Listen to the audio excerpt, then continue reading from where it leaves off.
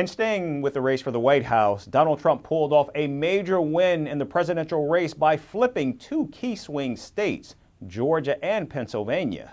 Back in 2020, the same two states went to President Joe Biden, who witnessed a sweeping victory with over 50% in Pennsylvania and over 49% in Georgia. However, 4 years later, Donald Trump has flipped the key states to reclaim the White House. In Georgia, the former president reversed his 2020 loss by appealing to a diverse set of voters, including Latino and Black communities. Now, despite his hardline stance on issues like immigration, Latino men especially turned to Donald Trump, citing his handling of economic issues.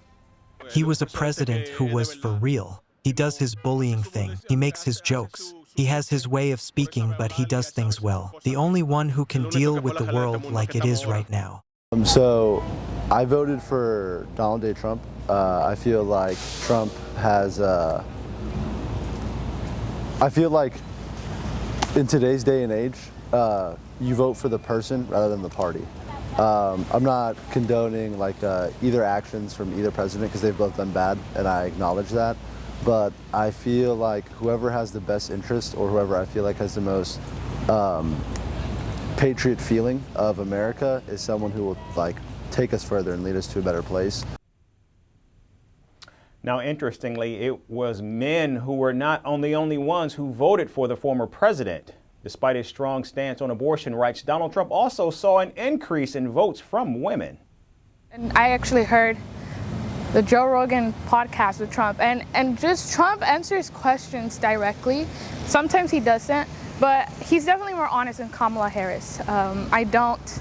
You ask Kamala about her policies, she ends up saying, I came from a middle class. Like that's all she says. Now in Pennsylvania, the state with the largest electoral vote count among all swing states, Donald Trump played up his experience and tough stance on economic policies.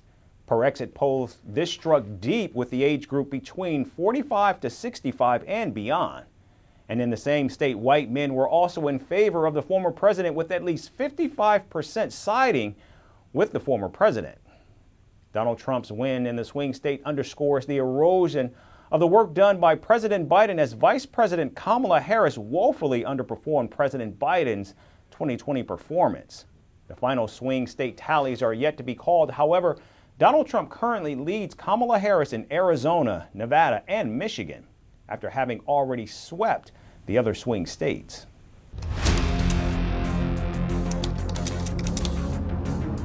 But it's a completely different story on the betting market. Elon Musk, the tech visionary who is backing Donald Trump.